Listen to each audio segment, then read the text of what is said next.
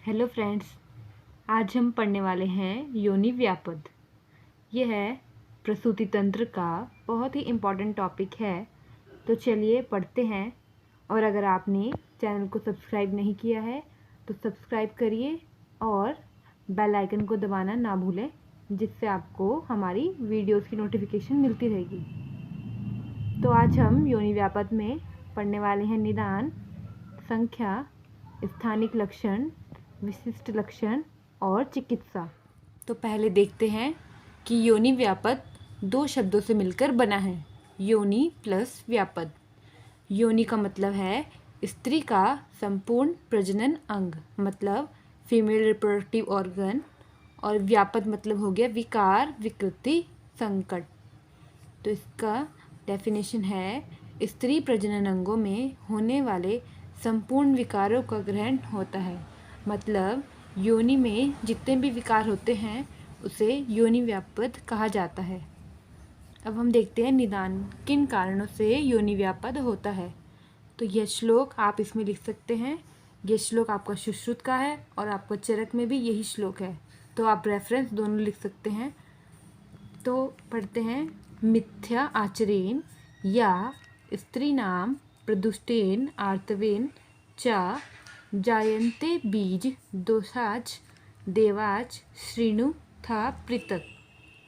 मतलब मिथ्य आहार करने से, मिथ्य विहार करने से, आर्तव के दूषित होने से, और बीज दोष होने से, और देव दोष होने से। मतलब मिथ्य आहार हो गया आपका असात्म्य आहार, विषम आहार और अत्यधिक आहार करने से। मिथ्य आहार हो गया, मिथ्य विहार हो गया आपका रूक्ष एवं दुर्बल बालक के साथ मैथुन करने से। आर्तव दूषित हो गया ऋतुकाल का अनियमित होना, बीज का दूषित होना, और अज्ञात कारण से आपका योनि व्यापद होता है। आचार्य काश्यप ने बताया है, शुद्ध स्नाता स्त्री, मतलब ऋतुकाल के बाद जब स्त्री स्नान करके आती है तब नस्य देने से योनि रोग हो जाता है। अब हम देखते हैं संप्राप्ति। निदानों के सेवन से वात प्रकोपित होता है। तो पहले वात प्रकोपित होता है, वात प्रकोपित होने के बाद कफ एवं पित्त के साथ मिलकर वह योनि प्रदेश में पहुंचता है, वहां पर जाकर योनि रोग को उत्पन्न करता है। अब हम पढ़ते हैं संख्या। तो आचार्य चरक अनुसार 20, आचार्य सुश्रुत अनुसार 20, आचार्य काश्यप अनुसार 20, और आचार्य माधवकर ने भी जो आचार्य सुश्रुत ने बताए हैं उतने ही बताए हैं 20। मतलब जो नेम उन्होंने बताए हैं वही आचार्य माधवकर ने भी बताए हैं। तो हम पढ़ते हैं आचार्य सुश्रुत अनुसार, क्योंकि पेपर में भी आपका आचार्य सुश्रुत अनुसार ही पूछा जाता है। तो इसमें हम ये वाला श्लोक लिखेंगे, त्रयाणाम अपि दोषानाम यथा स्वयं लक्षणेन तु विशन्ति व्यापदो योने निर्दिष्टता रोग संग्रह। मतलब इन्होंने 4 दोष बताए हैं, वातज, पित्तज, कफज और सन्निपातज, और इसी के अंतर्गत इन्होंने 5 योनि रोग बताए हैं। तो टोटल हो गया आपका 20। अब हम देख लेते हैं कि कौन कौन से बताए हैं। तो पहले है हमारा वातज। वातज में इन्होंने 5 बताए हैं, वातज, बंध्या, उदावर्ता, परिप्लुता और विप्लुता। पित्तज में बताए हैं पितला, पुत्रघनी, लोहित क्षरा, वामिनी और प्रसन्ननी। कफज में बताया है श्लेष्मला, कर्णनी, अचरना, अतिचरना और अत्य अनन। अब हम पढ़ते हैं सन्निपातज, सर्वजा, शंडी, फलनी, महती और सूची वक्रता। अब पढ़ते हैं पहले वातज। तो वातज को हम लॉजिक से याद करते हैं। तो वातज है तो वातज में वातज तो आएगा ही, और वा में अगर हम इसे वा बा बना देंगे तो बा से हो गया बंध्या। और हमें पता है कि वातज होता है वायु, तो जो गर्मियों में वायु चलती है उसे बोलते हैं हम लू, तो उसे हम बोलते हैं लू चल रही है। तो लू से आप याद कर सकते हैं परिप्लुता और विप्लुता, और लू में हमारी ऊ की आवाज़ भी आ रही है तो आप याद कर सकते हैं उदावर्ता। तो ऐसे हम इसे याद कर सकते हैं कि वातज में वातज तो आएगा ही, और वा में अगर हम इसे बा बना दें तो बन गया बंध्या, और वातज से हम ले सकते हैं वायु। वायु को बोलते हैं हम लू, तो लू से हो गया आपके 2, लूता, परिप्लुता और विप्लुता, और ऊ से हो गया आपका उदावर्ता। अब हम पढ़ते हैं पित्तज। तो पित्तज में पित्त तो हो गई तो पित्तला हो गया। और इसकी ट्रिक है, पुत्र की प्रशंसा देख लोहित वमन हुआ। लोहित मतलब लाल वमन हो गया। तो पुत्र से हो गया पुत्रघनी, प्रशंसा से हो गया प्रसन्ननी, लोहित हो गया लोहित छरा, और वमन हो गया वामिनी। तो हम इस ट्रिक से इसको याद कर सकते हैं। कफज में भी हम देखते हैं, लॉजिक से याद करेंगे। कफज में है श्लेषमला मतलब कि कफज, तो कफज में कफज आएगा ही। और का से कफज हो गए तो का से क्या होगा, कर्णनी होगा।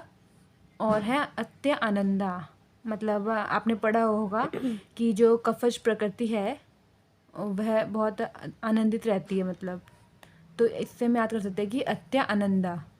और देखा होगा आपने, जो कफज प्रकृति वाले जो पुरुष होते हैं वह मोटे होते हैं, तो उनको हम ऐसे याद कर सकते हैं कि उनको चलना ज़्यादा चाहिए। तो चरना से याद हो गया आपका आचरना और अतिचरना, तो ऐसे हम याद कर सकते हैं। श्लेषमला, का से कफज तो का से हो गया कर्णनी, और अत्य आनंदा मतलब है बहुत खुश रहते हैं वो प्रकृति वाले मनुष्य। और आचरना अतिचरना मतलब उन्हें ज़्यादा चलना चाहिए। अब हम देख लेते हैं सन्निपातज, इसे भी हम ट्रिक से याद करते हैं। संडे में सबसे बड़े फल में वक्र सूची करना है। तो संडे से हो गया आपका शंडी, सबसे में सा आ रहा है तो उससे भी ले लेंगे हम सर्वजा। और बड़े मतलब हो गया महा, तो महा से हो गया महती, और फल से हो गया फलनी, और वक्र सूची मतलब सूची वक्र, मतलब हमें सबसे बड़े फल में वक्र मतलब टेढ़ा छेदन करना है। तो इससे हम याद कर सकते हैं, संडे में सबसे बड़े फल में वक्र सूची करना है। वक्र मतलब टेढ़ा, तो फल में क्या करना है, छेदन करना है। अब फल कैसा होना चाहिए, बड़ा। अब पढ़ते हैं सामान्य लक्षण। तो पहले देखते हैं स्थानिक, मतलब जहाँ पर विकृति हो रही है वहाँ पर क्या लक्षण होंगे। तो पहले पढ़ते हैं स्त्राव। तो अगर विकृति होगी तो स्त्राव या तो कम होगा या तो ज़्यादा होगा। तो अगर अंतःकलन में शोष हो गया तो स्त्राव जो है कम होगा, और संक्रमण की स्थिति में स्त्राव जो होगा अधिक होगा। तो पहले देखते हैं कि वात प्रधान योनि व्यापद में स्त्राव कैसा होगा। अरुण, रुक्ष और फेनिल स्त्राव होगा। पित्तज प्रधान में उष्ण, कुणपगंधी और नील पीत स्त्राव होगा। कफज प्रधान योनि व्यापद में शीत, श्वेत, पिच्छल स्त्राव होगा। अब पढ़ते हैं वेदना। तो वातज दोष प्रधान में तोद, स्तंभ और कर्कशता होगी। पित्त दोष प्रधान में दाह, पाक, शोथ, उष्णता होगी। कफ दोष प्रधान में कंडू, गौरव और पिच्छलता होगी। अब पढ़ते हैं सार्वदेहिक लक्षण, मतलब पूरे शरीर में क्या लक्षण दिखाई देंगे। तो वात प्रधान में देखते हैं क्या होगा, कार्श्य, तोद, आलस्य, मुख वैरस्य, अंगमर्द, बल क्षय और रुक्षता। पित्त प्रधान में तृष्णा, धा, ज्वर, मूर्छा, पिपासा, क्रोध, अतिस्वेद और उद्गार होगा। कफज प्रधान में आरोचक, अग्निमांद्य, निद्रा आधिक्य, आलस्य, श्वास, कास, गौरव और तंद्रा होगी। अब हम पढ़ते हैं विशिष्ट लक्षण। तो पहले हम देखते हैं वातज योनि व्यापद, इसमें हमने पढ़े थे 5। तो पहला देखते हैं बंध्या। तो बंध्या में हम देखेंगे कि ये आदन ना है तो इसे लेंगे हम नष्ट आर्तव। तो बंध्या में क्या होगा, आर्तव नष्ट हो जाता है। अब हम पढ़ते हैं उदावर्त। उदावर्त मतलब होता है डिसमेनोरिया, मतलब पेनफुल मेंस्ट्रुएशन। तो इसमें जो रज होगा वो कृच्छ से निकलेगा और फेनिल होगा। अब हम पढ़ते हैं विप्लुता। विप्लुता में नित्य वेदना होती है, तो याद कर देते हैं वी से विप्लुता और वा से ही वेदना। तो याद कर लेते हैं बंध्या मतलब नष्ट आर्तव, अना से हो गया नष्ट आर्तव।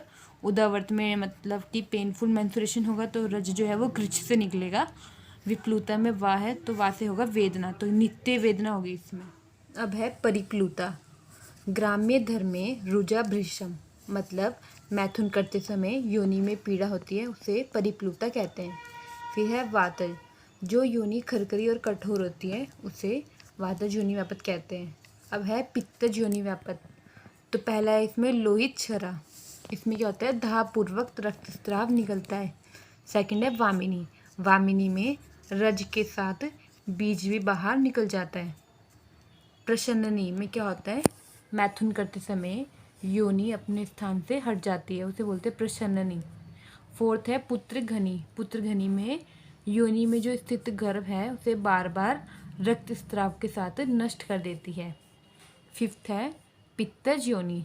इसमें क्या होता है, अत्यधिक धाप, पाक और ज्वर युक्त होता है।